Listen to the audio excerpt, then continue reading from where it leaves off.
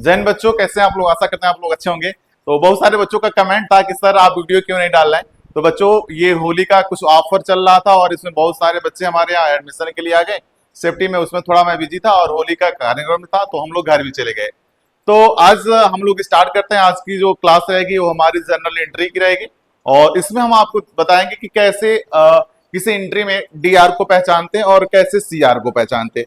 तो सीआर और डीआर आपको हम पहले बता चुके हैं बच्चों कि डेबिट होता है और एक क्रेडिट होता है। किसी भी ट्रांजेक्शन, किसी भी एंट्री, किसी भी बिजनेस में दो पर्सन होते हैं, एक डीआर और एक सीआर, यानी कि एक लेने वाला तो एक देने वाला और एक देने वाला तो एक लेने वाला। इसी से हमारा बिजनेस चलता है बच्चों। तो इसमें प्रीवियस क्लास में आपको डिस्कस कर दिया था कि जनरल एंट्री के बारे में और साथ में हम आपको ये बताया था कि गोल्डन रूल और मॉडर्न रूल।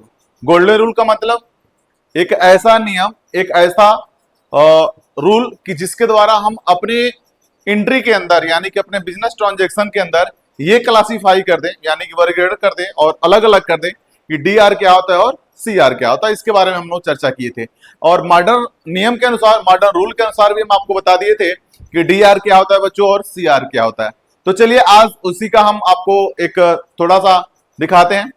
देखिए ये हमारी कुछ एंट्री है बच्चों। देखिए कह रहा है कि जब हम कोई व्यापार स्टार्ट कर रहे हैं, करिए थोड़ा सा हम इस पे कर लेते हैं चर्चा। कह रहा है कि एक व्यापार स्टार्ट कर रहा है। क्या कर रहा है? एक व्यापार यानी कि एक बिजनेस स्टार्ट कर रहा है जिसमें बच्चों कितना अपना लगा रहा है, 50,000 रुपया कैश लगा रहा है। क्या लगा रहा है बच्चों? कैश। तो मैं आपको बताया था कैपिटल पूंजी ओनर के द्वारा यानी कि बिजनेसमैन के द्वारा अपने व्यापार में, खुद के व्यापार में लगाया गया गुड्स, एसेट्स, कोई भी धन हो, चाहे वो कैश हो, चाहे वो बिल्डिंग हो, चाहे फर्नीचर हो, चाहे मशीनरी हो, एनीवे कुछ भी अगर वो ओनर अपने बिजनेस में एक्सपेंस करता है तो बच्चों क्या कहलाता है? कैपिटल। क्या कहलाता है बच्चों? कैपिटल। फिर समझिएगा, जब कोई व्यापारी अपना कोई भी व्यापार स्टार्ट करता है तो उसमें जो कुछ भी cash, goods, assets, building, furniture, machinery कुछ भी लगाता है वो उसका एक्सपेंस होता है और उसी एक्सपेंस को हम बोलते हैं बच्चों क्या? कैपिटल। क्या बोलते हैं बच्चों? कैपिटल। तो देखिएगा कह रहा है कि वो स्टार्ट बिजनेस कैश इतना रुपए। फिर कह रहा है कि पेड इनटू द बैंक, यानी कि पेड का मतलब ये हुआ कि आप बैंक में कुछ पैसा पेड कर रहे हैं। कितना पेड कर रहे हैं आप? 20,000, 20,000 ना। कह रहा है कि गुड्स परचेस फॉर कैश, मतलब ये कि नगद माल खरीद रहे हैं और कहां से खरीद रहे हैं ये नहीं पता। तो मैं आपको बताया था कि परचेज जो करते हैं बच्चों वो दो तरीके से, एक कैश परचेज करते हैं और दूसरा क्या करते हैं बच्चों? क्रेडिट। अच्छा ये बताइए कि जब हम कैश परचेज करते हैं तो क्या होता है? पार्टी के नाम लिख के रखते हैं। भाई जब आप माल किसी के यहां से नगद खरीदेंगे तो क्या आपके नाम से कोई मतलब है? नहीं ना। तो हम कैश के जगह पे यानी कि पार्टी के नाम के जगह पे कैश लिखते हैं। क्या लिखते हैं? कैश। ठीक है, पार्टी का। अब जब उधार रहेगा तो हम पार्टी का नाम लिख के रखते हैं।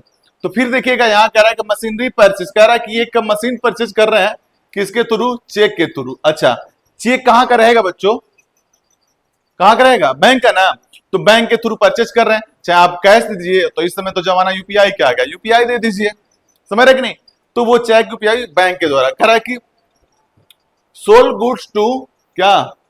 परवन। तो अब परवन, तो देखिएगा यहाँ पे देखिए क्या कह रहा है कि सोल्ड कर रहे हैं, माल बेच रहे हैं। यहाँ देखिए पार्टी का नाम है, यहाँ पे कहीं कैश शो कर रहा है क्या? नहीं ना। तो कैश यानी कि ये उधार है। क्या है? उधार है, यानी कि पार्टी का नाम है यहाँ पे लिख के रखेंगे। फिर देखिए कह रहा है कि परचेज गुड्स फॉर, यहां से तो देखिए इसमें भी क्या कह रहा है? इसमें भी कैश नहीं है, यानी कि ये भी क्या है? उधार है। कह रहा है कि सोल्ड गुड्स टू कैश, यानी कि माल बेचा गया है कैश, तो यहाँ पे कैश है। कह रहा है कि रिसीव कैश फ्रॉम परनव, यहां देखिए परनव है, तो ये जो है रिसीव किए हैं कहां से? ये तो ये बताइए रिसीव कौन करेगा? जिसका माल उधार रहेगा वो ना, यानी कि आप उसको बेचे हैं तभी तो रिसीव किए हैं, तो यहाँ उधार है, यहाँ रिसीव कर लिए। ठीक है, कह रहा है कि यहाँ कैश आगे छूट गया और पीछे दिया कैसे? Withdraw cash for personal use. Personal use का मतलब क्या होता है? व्यक्तिगत यूज। तो आपको हम बताए थे कि जो भी कुछ हम अपने व्यापार से, अपने बिजनेस से जो भी कुछ हम पैसा या जो भी गुड्स हम अपने पर्सनल यूज के लिए निकालते हैं उसको क्या बोलते हैं बच्चों? क्या बोलते हैं? कमेंट करिएगा। क्या बोलते हैं? ड्रॉइंग। क्या बोलते हैं बच्चों? ड्रॉइंग। ड्रॉइंग का मतलब होता है आहरण, यानी कि व्यापारी अपने व्यापार से जो कुछ यानी कि कैश या गुड्स अपने पर्सनल व्यक्तिगत यूज के लिए निकालता है वो क्या कहलाता है? ड्रॉइंग। एग्जाम्पल में समझिए, मान लीजिए आप मार्केट गए हैं, ठीक है, और आपको मन कर गया कि हम चढ़े थोड़ा सा जो है चाट फुल्की खा लें। तो चाट फुल्की खाएंगे तो यहाँ कैश देना पड़ेगा आपको ना। तो अपने बिजनेस से आप भाई आप व्यापार कर रहे हैं तो उसमें जो कमा रहे हैं जो भी कुछ है वो आपका ही है। तो उसमें से जो 20 रुपया 25 रुपया आप उसको देंगे वो कहलाएगा ड्रॉइंग। क्या कहलाएगा? ड्रॉइंग। देखिए कह रहा कि पेड रेंट, यहाँ पे देखिए रेंट पेड कर रहा है तो ये हमारा एक्सपेंस होता है। ठीक है, तो ये पेड रेंट कर रहा है, तो इसमें भी बताना है आपको डीआर कौन है और सीआर कौन है। ठीक है, एक बार फिर से ध्यान से देख लीजिएगा। और जर्नल एंट्री है ये हमारी। अगर आप कोई लिखना चाहते हैं तो आप इसको लिख भी सकते हैं कि कैसे जो है हमारा डीआर होगा, कैसे सीआर होगा। चलिए कोई बताएगा? स्टार्ट करते हैं कि कैसे डीआर होगा, कैसे सीआर होगा, कौन डीआर है कौन सीआर है। ठीक है, तो सबसे पहले एंट्री हमारी क्या है? तो सबसे पहले एंट्री है स्टार्ट बिजनेस, कैश डिपॉजिट 50,000, 50,000 रुपए में हम एक व्यापार स्टार्ट किए हैं। तो सीधी सी बात है कि यहाँ पे देखिए कि हम एक व्यापार स्टार्ट किए हैं और उसमें कितना लगाए हैं? 50,000। तो 50,000 क्या होगा बच्चों? एक्सपेंस। क्या होगा? एक्सपेंस, खर्च किए हैं। तो जितना भी एक्सपेंस होता है बच्चों हम आपको बताया तो वो क्या होता है? डीआर। क्या होता है? डीआर। और अभी मैं आपको बताया हूं कि जब कोई व्यापार स्टार्ट करते हैं तो जो भी एक्सपेंस होता है वो क्या कहलाता है? कैपिटल। क्या कहलाता है बच्चों? कैपिटल। तो यहां देखिए यहां पे हो जाएगा कैपिटल, CAPITAL। कैपिटल का मतलब क्या होता है बच्चों? पूंजी। तो पूंजी क्या होता है? सीआर। क्या होता है बच्चों? सीआर। क्लियर है? चलिए अगला देखते हैं। कह रहा कि पेड इनटू बैंक, कह रहा कि एक पैसा आप पेड कर रहे हैं किसमें? बैंक में। कितना?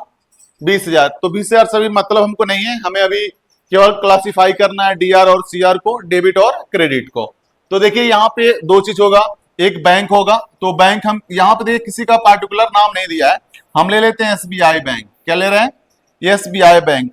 अब देखिए यहाँ पे जब एसबीआई बैंक ले रहे हैं तो किसी के द्वारा तो दिया होगा ना, यानी कि कैश निकाला गया होगा, सीधी सी बात है। तो अब ये बताइए कि कह रहा है कि पेड इनटू बैंक, मतलब बैंक में आप पेड किए, यानी कि बैंक क्या हो जाएगा बच्चों? रिसीवर। क्या हो जाएगा? रिसीवर हो जाएगा। तो रिसीवर क्या होता है बच्चों? डीआर। क्या हो जाएगा? डीआर। और कैश क्या हो जाएगा बच्चों? सीआर। कैश क्या हो जाएगा? सीआर। क्लियर है? चलिए आगे चलते हैं। कह रहा कि परचेस गुड्स फॉर कैश। मैं आपको बताया था कि कोई भी सामान दो तरीके से खरीदते हैं, एक कैश खरीदते हैं और एक क्रेडिट मतलब उधार। ठीक है, तो कैश खरीदेंगे तो कैश में पार्टी का नाम लिख के रखेंगे। तो यहां देखिए जो ये कैश होगा, यानी कि जो ये कैश है हमारा, वो कैश क्या होगा? डीआर की सीआर। तो ये कैश हमारा क्या हो जाएगा? सीआर। और परचेस क्या होता है हमेशा? डीआर। क्या होता है? डीआर। क्लियर है? चलिए कह रहा कि मशीनरी आप परचेज कर रहे हैं, कहां से परचेज कर रहे हैं? चेक के थ्रू। चेक का मतलब यहां पे आप बैंक भी कर सकते हैं। ठीक है ना, बैंक। तो बैंक यहां पे थ्रू करें तो परचेज क्या हो जाएगा बच्चों? डीआर। और ये बैंक या चेक जिसके थ्रू आप पेड कर रहे हो वो क्या हो जाएगा? सीआर।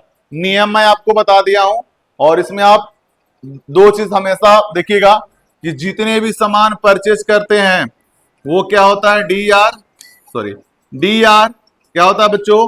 डीआर। और जो सोल्ड होता है वो क्या बच्चों होता है? सीआर। जो भी कुछ हम रिसीव करते हैं वो हमारा चूंकि इनकम होता है इसलिए सीआर। जो भी हम पेड करते हैं वो एक्सपेंस होता है इसलिए क्या होता है? वो डीआर। ये चार चीजें हमेशा आप याद करके रखिएगा, ये कॉमन चीजें हैं, हर आपको एंट्री में कहीं ना कहीं देखने के लिए, हर एक ट्रांजेक्शन में आपको देखने के लिए मिल जाएगा। ठीक है, तो यहां देखिए सोल्ड गुड्स टू परनव, कह रहा है कि एक माल बेच रहे हैं किसको? परनव को। ये परनव नाम का कोई व्यक्ति होगा जिसको आप बेच रहे हैं। तो यहां देखिएगा कैश नहीं दिया है। कैश कहीं दिया है क्या? कैश नहीं दिया है, यानी कि ये जो है उधार है। क्या है? उधार है। तो यहां पे हम नाम नोट करके रख लेते हैं। तो सबसे पहले आप देखेंगे सोल्ड। तो सोल्ड मैंने आपको बताया, तो सोल्ड क्या होता है बच्चों? सीआर। तो ये हो जाएगा आपका सीआर। और देखिए यहां पे हम नाम लिख के रखेंगे किसका? परनव का। तो परनव क्या आ जाएगा बच्चों? डीआर। क्या आ जाएगा? डीआर। क्लियर है? अब यही एंट्री देखिए नीचे दिया है, चूंकि हम बेच रहे हैं तो रिसीव करेंगे, तो यहां देखिए रिसीव का दिया है ऑप्शन। तो रिसीव करेंगे तो सीधी सी बात है कि जो ये परनव वो क्या हो जाएगा? सीआर हो जाएगा। और कैश क्या हो जाएगा बच्चों? डीआर हो जाएगा। कैश क्या हो जाएगा? डीआर, क्योंकि रिसीव करेंगे तो इनकम हो जाएगा ना। तो इसलिए ये सी आर हो जाएगा। क्लियर है? चलिए सॉरी। अच्छा देखिएगा, कह रहा है कि परचेस गुड्स, यहां पर देखिए कह रहा है कि सामान परचेस किया, पार्टी का नाम दिया है, क्यों? गुरनासकी। तो यहां देखिए कह रहा है कि परचेस, तो परचेस क्या हो जाएगा बच्चों? डी आर, और ये इसका नाम लेके क्या हो जाएगा? Credit C R. कोई दिक्कत यहां तक? चलिए अगला देखते हैं।